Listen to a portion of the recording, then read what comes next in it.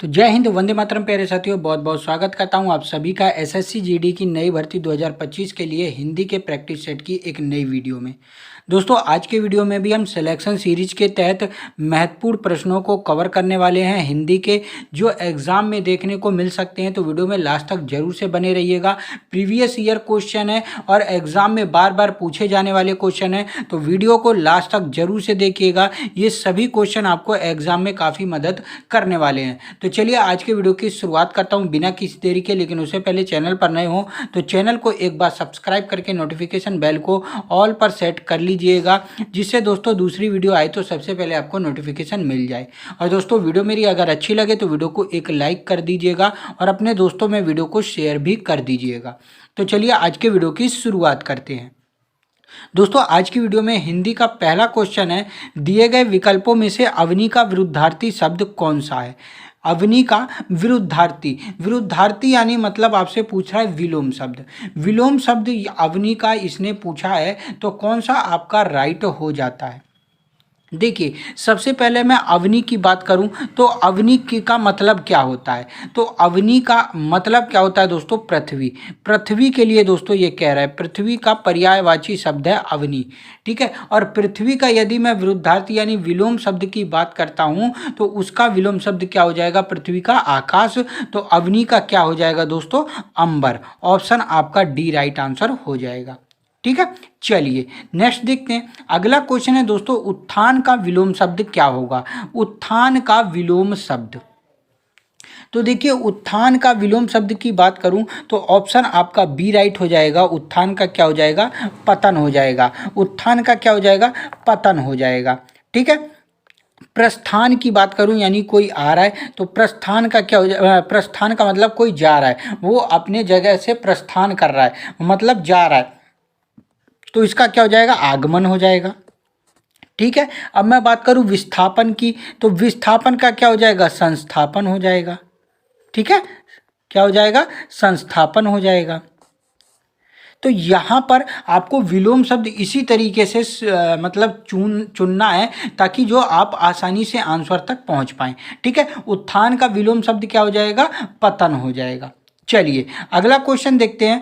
Question है, अपने जीवन पर स्वयं लिखी गई कथा वाक्यांश के लिए एक शब्द क्या होगा। जो अपने जीवन पर स्वयं लिखी जाती है, जो अपने जीवन पर स्वयं लिखी जाती है तो उसे क्या कहते हैं। तो रेखा चित्र तो नहीं कहते हैं दोस्तों, संस्मरण तो नहीं कहते हैं, आत्मग्लानि यानी आत्मग्लानि मतलब आत्मा से दुखी व्यक्ति जो कुछ भी हो उसे आत्मग्लानि कहा जाता है।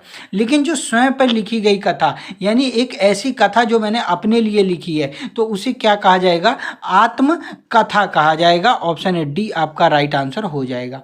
ठीक है, अगला क्वेश्चन देखते हैं। क्वेश्चन नंबर 4 है दोस्तों, नीचे दिए गए शब्दों में से किसकी वर्तनी शुद्ध है। आपको यहाँ पर बताना है किसकी वर्तनी शुद्ध है।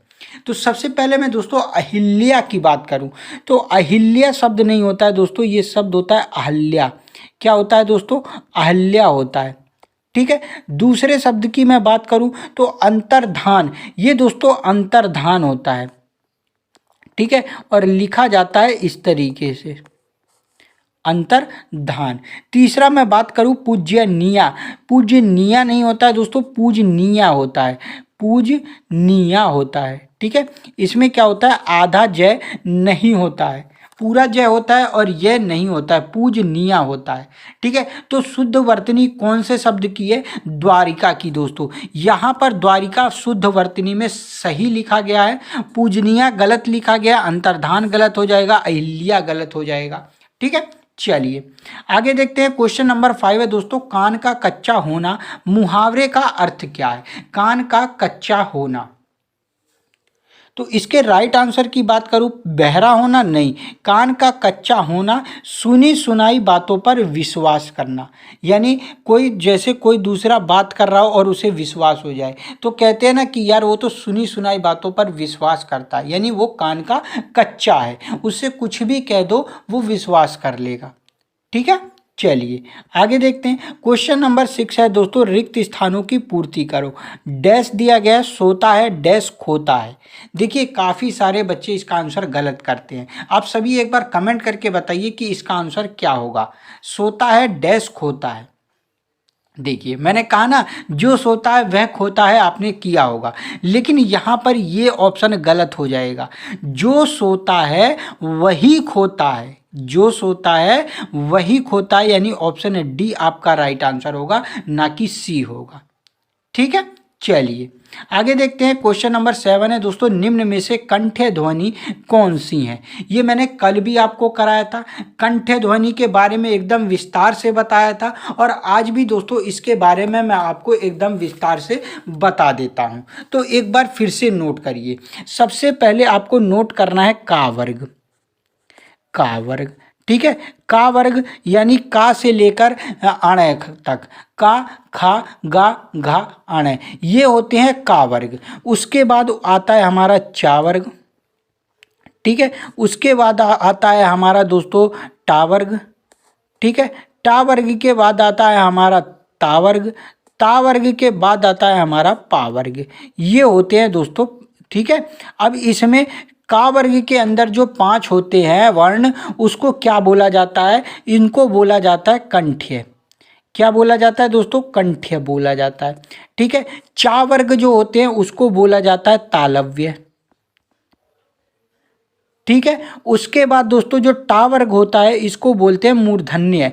मैंने कल भी आपको बताया था, मूर्धन्य कहा जाता है। और जो ता वर्ग होते हैं उसको हम बोलते हैं दंत्य। क्या बोलते हैं दोस्तों? दंत्य। और पा वर्ग जो लास्ट में आता है उसको दोस्तों बोलते हैं ओष्ठ्य। क्या बोलते हैं? ओष्ठ्य। तो इसी तरीके से आपसे पूछेगा कि तालव्य में कौन से वो आते हैं, तो जो चा वर्ग होगा, च चम्मच, छ छाता, जा जहाज, झ झन्ना, आने, ये क्या होते हैं? ये तालव्य होते हैं। ठीक है, तो एक बार इसका स्क्रीनशॉट लीजिए, ले लीजिए, क्योंकि ये ज़्यादातर पूछे जाते हैं दोस्तों, ये ज़्यादातर पूछे जाते हैं। ठीक है, आपने स्क्रीनशॉट ले लिया। मैं आंसर की बात करूं तो कंठ्य ध्वनि कौन सी है? का वर्ग। का और खा, का और खा क्या है दोस्तों? कंठ्य हैं। या रा की बात करूं तो या रा क्या हो जाएगा? या रा इसमें आएगा ही नहीं। चा जा की बात करूं तो चा जा क्या हो जाएगा? तालव्य हो जाएगा। टाड़ा की बात करूं तो टाड़ा मूर्धन्य हो जाएगा। ठीक है, अब इसमें एक चीज और आपको नोट करा देता हूं। जैसे मैंने लिखा, यहां पर मैं लिख देता हूं का वर्ग को। ठीक है, ये मैंने लिख दिया का वर्ग, का, खा, गा, घा और अणा। ठीक है, ये हो गया, ये का वर्ग मैंने लिख दिया। अब इसमें दो चीज होती है, एक अल्प प्राण होता है और एक महाप्राण होता है। ठीक है, तो 1, 2, 3, 4, 5। ठीक है, ये चीज आपको याद रख लेना है। अब देखिए 1, 3 और 5, 1, 3 और 5 ये क्या होते हैं? अल्प प्राण होते हैं। 1, 3 और 5, 1 हो गया, 3 हो गया और 5 हो गया, ये क्या होंगे? अल्प प्राण होंगे। और 2 और 4, ये जो 2 है इसको मैं अलग कलर में आपको दिखा देता हूँ। ये जो 2 है दोस्तों, 1 मिनट रुक जाइए, ये जो 2 है और एक ये 4 है, ये दोनों क्या है? महाप्राण है। ठीक है, आपसे क्वेश्चन पूछेगा कि अल्प प्राण क्या है और महाप्राण क्या है, तो खा जो है दोस्तों वो महाप्राण कहलाएगा। खा क्या कहलाएगा? महाप्राण कहलाएगा। और बल्कि गा हमारा क्या कहलाएगा? अल्प प्राण कहलाएगा। ठीक है, आपको कंफ्यूजन खत्म हुई। कंठ ध्वनि कौन सी है? का और खा, का और खा दोस्तों कंठ ध्वनि है। ठीक है, चलिए आगे देखते हैं। इनमें से संयुक्त व्यंजन कौन सा है, आपसे पूछ रहा है। संयुक्त व्यंजन, तो देखिए इसमें भी कुछ चीज़ें होती हैं, नोट करिएगा। संयुक्त व्यंजन, तो सबसे पहले दोस्तों मैंने आपको कराया था का वर्ग, उसके बाद आता है हमारा चा वर्ग। नोट करिए एक बार फिर से, का वर्ग आ गया आपका, उसके बाद चा वर्ग आ गया आपका, फिर आ गया टा वर्ग आ गया, फिर ता वर्ग आ गया और फिर पा वर्ग। यहाँ तक मैंने आपको कराया था। ठीक है, उसके बाद पा वर्ग के बाद आता है या रा ला वा। या रा लावा को क्या बोलते हैं दोस्तों? अंत्य इस्त बोलते हैं। ठीक है, अंत्य इस्त बोलते हैं। इसके अंदर का य यज्ञ, रे रथ, ले लट्टू और वैवक, ये आते हैं अंत्य इस्त के अंदर। ठीक है, उसके बाद आता है ऊष्म व्यंजन। ठीक है, इसके बाद आता है ऊष्म व्यंजन, और ऊष्म व्यंजन में जो स होते हैं ये सारे आते हैं। ठीक है, ऊष्म व्यंजन में ये स और है आते हैं। उसके बाद सबसे लास्ट में दोस्तों नोट करिएगा आता है संयुक्त व्यंजन। ठीक है, उसके बाद में आता है संयुक्त व्यंजन जो क्वेश्चन में पूछा जा रहा है। ठीक है, संयुक्त व्यंजन के अंतर्गत आपका छह छत्री आता है, त्रिशूल आता है, ज्ञानी आता है और श्रेष्ठ श्रमिक आता है। ठीक है, ये क्या होते हैं, ये संयुक्त व्यंजन के अंतर्गत आते हैं। तो आपसे पूछा है कि इनमें से संयुक्त व्यंजन कौन सा है, तो आपको संयुक्त व्यंजन ज्ञानी पे टिक कर देना है। ठीक है, यदि मैं आपसे ये वाला पूछ लेता हूं कि ये वाला किसके अंतर्गत आता है, ये वाला पहला का, ये किसके अंतर्गत आता है, तो ये दोस्तों टा वर्ग के अंतर्गत आएगा। अड़े के बारे में पूछ लूँ, डेडमरू के बारे में, तो डेडमरू भी टावर के अंतर्गत आता है और अड़े भी टावर के अंतर्गत आता है। ठीक है, तो अड़े किसके अंतर्गत आएगा, अड़े दोस्तों का वर्ग के अंतर्गत आएगा। ठीक है, तो ये सारी चीज़ें आपको याद रहनी चाहिए। मैं सब कुछ नोट कराता चल रहा हूँ, अच्छी तरीके से नोट करते चलिएगा। चलिए नेक्स्ट देखते हैं, छा ध्वनि किसके अंतर्गत आती है। अब उसने हमसे पूछा था छा ध्वनि, अब उसने हमसे ज्ञा पूछा था, अब यहाँ पर छा पूछ लिया। तो अभी मैंने बोला संयुक्त व्यंजन, संयुक्त व्यंजन के अंतर्गत क्या क्या आता है दोस्तों, संयुक्त व्यंजन, संयुक्त व्यंजन के अंतर्गत क्या क्या आता है, छह छत्रिय आता है, त्रिशूल आता है, ज्ञानी आता है और श्रेष्ठ श्रमिक आता है। ये जो भी पूछे ये चारों दोस्तों संयुक्त व्यंजन के अंतर्गत आते हैं। आपसे क्वेश्चन में पूछ रहा है छा किस ध्वनि किसके अंतर्गत आती है, तो ये राइट आंसर हो जाएगा आपका संयुक्त। ठीक है, चलिए नेक्स्ट देखते हैं। अगला है दोस्तों हिंदी वर्णमाला में अयोगवाह वर्ण कौन से होते हैं। हिंदी वर्णमाला में अयोगवाह वर्ण किसको कहा जाता है, चलिए ये भी मैं आपको बता देता हूं। अयोगवाह किसको कहा जाता है, अयोगवाह के लिए दोस्तों अनुस्वार होना चाहिए और विसर्ग, अनुस्वार और जो विसर्ग होता है उन्हें दोस्तों अयोगवाह कहा जाता है। ठीक है, अनुस्वार और विसर्ग को अयोगवाह कहा जाता है, पार्श्व बिंदु वर्ण भी इसको कहते हैं। ठीक है, इसके अंतर्गत ये सारे आते हैं। ठीक है, यदि मैं बात करूं यहाँ पर इसके कहने की कि जो ये स्वर होते हैं स्वर के साथ हों और ना ही मतलब जो जातीय योग होता है वो ना तो स्वर के साथ होता है ना ही व्यंजन के साथ होता है, और इसीलिए दोस्तों इन्हें अयोगवाह कहते हैं। ठीक है, अब यहाँ पर दोस्तों अयोगवाह वर्ण आपसे पूछा है, तो अयोगवाह दो वर्ण होते हैं, इन दोनों को नोट कर लीजिएगा, ये दोनों, ऑप्शन डी आपका राइट आंसर हो जाएगा। ठीक है, चलिए आगे देखते हैं। क्वेश्चन नंबर 11 है, भारत विश्व की उन प्रथम सभ्यताओं में से है जहां सिक्कों का शुरू हुआ। विकार शुरू हुआ, गलत। प्रचलन शुरू हुआ, एकदम राइट आंसर है। भारत विश्व की उन प्रथम सभ्यताओं में से है जहां सिक्कों का क्या शुरू हुआ, प्रचलन शुरू हुआ। ठीक है, चलिए आगे देखते हैं। क्वेश्चन नंबर 12 है, जिस वाक्य में इसलिए और क्योंकि, लेकिन, परंतु आदि समुच्चय बोधक शब्द जुड़ते हैं उन्हें क्या कहा जाता है, उन्हें क्या कहा जाता है, कौन सा ऑप्शन आपका राइट हो जाएगा। तो इसके लिए देखिए, जिसमें आपको ये इसलिए और क्योंकि लेकिन आदि समुच्चय बोधक शब्द जुड़ते हों उन्हें क्या कहा जाता है दोस्तों, तो उन्हें संयुक्त वाक्य कहा जाता है। ऑप्शन ए आपका राइट आंसर हो जाएगा। जैसे मैं कहूँ सूर्योदय हुआ और राम जाता रहा, सूर्योदय हुआ और राम जाता रहा, तो और जुड़ा ना, तो ये क्या हो गया, संयुक्त वाक्य हो गया। ठीक है, मिश्र वाक्य की बात करूं तो जिस वाक्य में एक साधारण वाक्य के अतिरिक्त उसके अधीन कोई दूसरा अंग वाक्य हो उसे मिश्र वाक्य कहते हैं। जैसे मैं कहूं राम ने कहा कि मैं निर्दोष हूं, राम ने कहा कि मैं निर्दोष हूं, एक साधारण वाक्य है राम ने कहा, और उसके अतिरिक्त उसके साथ दूसरा वाक्य भी जुड़ा हुआ है, और किसके साथ जुड़ा हुआ है दोस्तों, की के साथ जुड़ा हुआ है। जैसे पूरा मैं लिख देता हूं सेंटेंस यहाँ पर, राम ने कहा कि मैं निर्दोष हूं, मैं निर्दोष हूँ। तो यहाँ पर देखिए आपको देखने को मिल रहा है राम ने कहा, ये क्या है, एक साधारण वाक्य है और उसके बाद ये की के साथ जुड़ा हुआ है। तो जब किसी साधारण वाक्य के साथ उसके साथ कोई दूसरा अंग वाक्य जुड़ा होता है उसे हम मिश्र वाक्य कहते हैं, जैसे यहाँ पर की आपको देखने को मिल रहा है। ठीक है। सरल वाक्य की मैं बात करूं तो सरल वाक्य जिस वाक्य में एक क्रिया होती है और एक कर्ता होता है उसे सरल वाक्य कहते हैं। जैसे मैं कह दूं सूर्य पूर्व से उगता है, सूर्य पूर्व से उगता है, तो ये क्या है, एक सरल वाक्य, इसमें एक क्रिया है उगना और एक कर्ता है सूर्य। ठीक है। विधान वाक्य, विधान वाक्य के बारे में भी मैं आपको बता देता हूं। एक ऐसा वाक्य जिसमें किसी के बात कहने होने का बोध हो। जैसे मैं कह दूं हम खाना खा चुके, हम खाना खा चुके, तो क्या हो रहा है, कहने का बोध हो रहा है। तो यहाँ पर जब किसी के कहने का बोध होता है, किसी बात के कहने का बोध होता है, तो उसे हम विधान या विधिवाचक वाक्य कहते हैं। ठीक है। तो सारे मैंने कवर करा दिए और आपको अच्छी तरीके से समझ में भी आ गए होंगे। अगर नहीं समझ में आते हैं तो वीडियो को पीछे करिएगा और फिर से वीडियो को देखिएगा। ठीक है।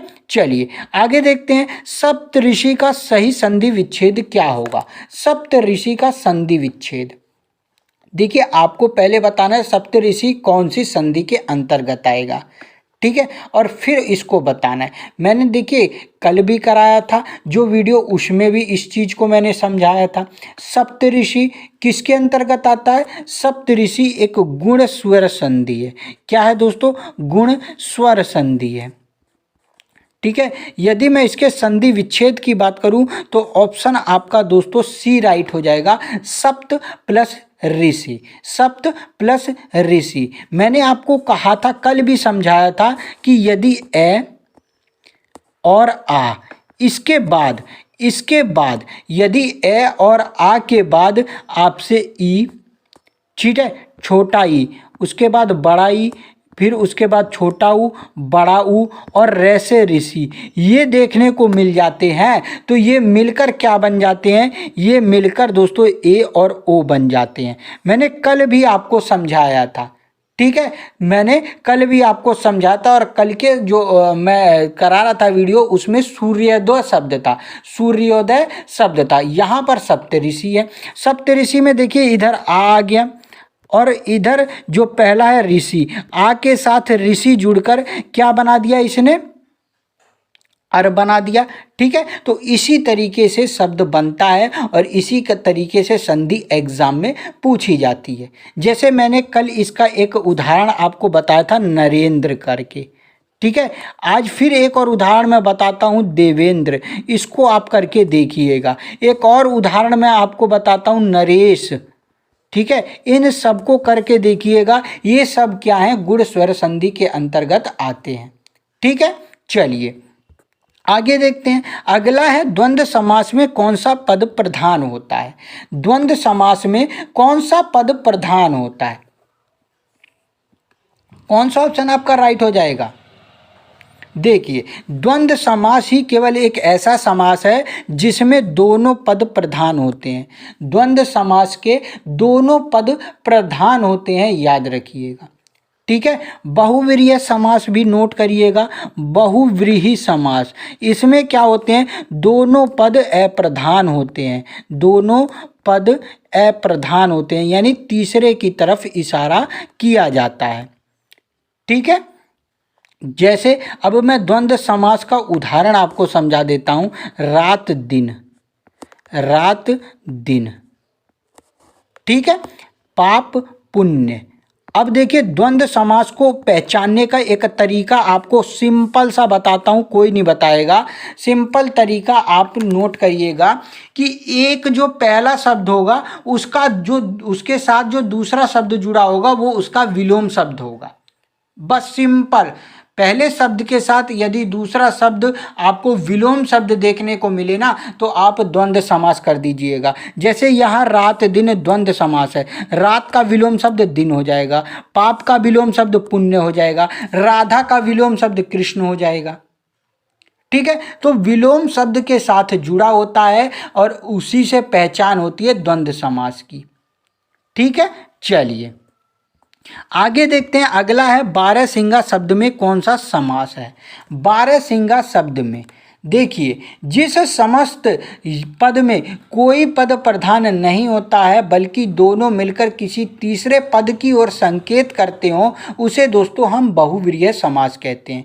ठीक है, बारहसिंगा, बारहसिंगा यानी 12 सींगों वाला, 12 सींगों वाला, 12 सींगों वाला। तो इसमें क्या हो रहा है, एक विशेष जानवर की ओर इशारा किया जा रहा है। एक विशेष जानवर है 12 सींगों वाला, तो तीसरे की ओर यहाँ पर इशारा हो रहा है, तो क्या हो जाएगा, बहुव्रीहि समास हो जाएगा। ऑप्शन ए आपका राइट आंसर हो जाएगा। ठीक है, चलिए आगे देखते हैं। अगला क्वेश्चन है, कितनी करुणा कितने संदेश में कौन सा अलंकार है। यमक अलंकार, अनुप्रास अलंकार, श्लेष अलंकार या उत्प्रेक्षा अलंकार। कितनी करुणा कितना संदेश। देखिए बच्चे क्या करते हैं, इसके वाक्य को पढ़ेंगे और क्या करते हैं, उसका अर्थ निकालने लगते हैं। लेकिन दो चीज आपको ध्यान देनी है। सबसे पहले आपको देखना है कि वर्ण की आवृत्ति बार बार तो नहीं हो रही। दूसरी चीज आपको देखना है, कोई शब्द 1 से 2 बार तो नहीं आया, किसी शब्द का 1 से 2 बार अर्थ तो नहीं निकल रहा है। और उसके बाद आपको क्या करना है, पूरे वाक्य का अर्थ निकालना है। ठीक है, सबसे पहले आपको देखना है वर्ण की आवृत्ति। तो देखिए यहां पर मैं बात करूं तो जो का वर्ण है इसकी आवृत्ति बार बार हो रही है, इसकी आवृत्ति बार बार हो रही है। और आपने पढ़ा होगा कि जब किसी वर्ण की आवृत्ति बार बार होती है तो वहां पर अनुप्रास अलंकार होता है। ऑप्शन बी आपका राइट आंसर हो जाएगा। समझ गए अच्छी तरीके से ना। चलिए आगे देखते हैं। अगला क्वेश्चन है आप सभी का, अनाज का पर्यायवाची शब्द। देखिए अनाज का पर्यायवाची शब्द नोट करिएगा। अनाज का पर्यायवाची शब्द होता है अन्न। ठीक है, अन्न के बाद होता है धान्य। ठीक है, धान्य के बाद होता है आपका गल्ला, गल्ला भी कहते हैं। उसके बाद दाना भी कहते हैं अन्न को। और सबसे इम्पोर्टेंट होता है शस्य। शस्य दोस्तों पिछली बार एसएससी जीडी में पूछा जा चुका है।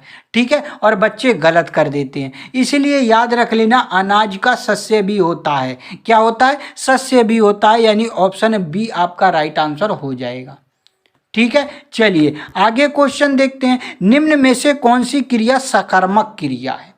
निम्न में से कौन सी क्रिया सकर्मक क्रिया है। देखिए क्रिया के दो भेद, एक होता है सकर्मक क्रिया और एक होता है अकर्मक क्रिया, जो एग्जाम में पूछी जाती है। और ऐसे क्वेश्चन 100% एग्जाम में आते ही आते हैं।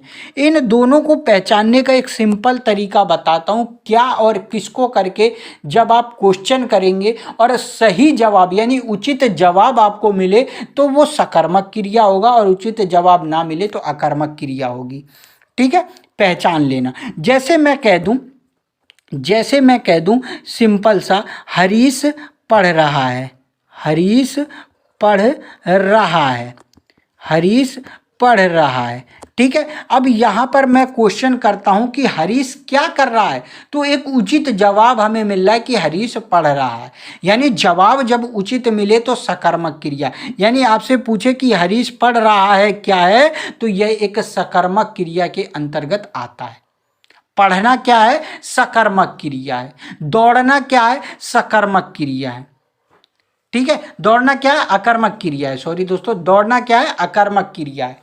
ठीक है, अब देखिए यहाँ पर हमसे पूछा है सकर्मक क्रिया। मैं पूछूं कि हरीश हंस रहा है, हरीश क्या हंस रहा है, तो समझ में नहीं आया, एक उचित अर्थ आपको नहीं मिला, एक उचित उत्तर आपको नहीं मिला, तो ये गलत हो जाएगा। दौड़ना गलत हो जाएगा, उठना गलत हो जाएगा। लेकिन लिखना, मैं आपसे क्वेश्चन करता हूँ, हरीश लिख रहा है, हरीश लिख रहा है। अब क्वेश्चन करिए हरीश क्या लिख रहा है, तो हरीश कुछ तो लिख रहा होगा ना, किताब लिख रहा है, पत्र लिख रहा है। ठीक है, बहुत सारी चीज़ें हैं जो आपको उचित अर्थ मिलेंगी, उचित उत्तर मिलेगा। और जब उचित उत्तर मिले तो वह सकर्मक क्रिया के अंतर्गत आता है, यानी सकर्मक क्रिया में ऑप्शन बी आपका राइट आंसर हो जाएगा। ठीक है, चलिए आगे देखते हैं। अगला क्वेश्चन है आसमान फट जाना मुहावरे का सही अर्थ क्या है। आसमान फट जाना, असंभव काम हो जाना, गलत हो जाएगा। बहुत शोर होना, गलत हो जाएगा। चुगली करना, नहीं। आसमान फट जाना यानी अचानक से आफत आ पड़ना। अचानक से कोई परेशानी आ पड़ती है और आप कहते हैं आसमान फट गया। ठीक है, क्या होता है आसमान फट जाना यानी अचानक से कोई परेशानी आ जाना। ठीक है, चलिए आगे देखते हैं। क्वेश्चन नंबर 20 है, निम्न में से शुद्ध वर्तनी वाले शब्द का चयन करना है। उत्तरदायी, ये बहुत बार क्वेश्चन एग्जाम में पूछा गया है दोस्तों, जरूर से याद रख लेना है। और उत्तरदायी आप सभी ने आंसर दे भी दिया होगा। यदि मैं उत्तरदायी की बात करूं तो उत्तरदायी ये दोस्तों शुद्ध वर्तनी में लिखा गया है। ठीक है, तो ऑप्शन आपका बी राइट हो जाएगा, ये गलत हो जाएगा, ये भी गलत हो जाएगा, ये भी गलत हो जाएगा। ठीक है, तो 20 के 20 क्वेश्चन कंप्लीट हो चुके हैं। एक बार अपना स्कोर आप कमेंट करिए कि आपका स्कोर कितना बन पाया है। वीडियो को एक लाइक कर दीजिएगा, शेयर जरूर से कर दीजिएगा। चैनल को सब्सक्राइब नहीं करे हैं तो डेली दोस्तों इसी तरीके की मोस्ट इंपॉर्टेंट क्वेश्चनों की वीडियोस देखने के लिए चैनल को सब्सक्राइब करके नोटिफिकेशन बेल को ऑल पर सेट कर लीजिएगा। मिलता हूँ इसी तरीके की नेक्स्ट वीडियो में, तब तक के लिए जय हिंद, वंदे मातरम साथियों।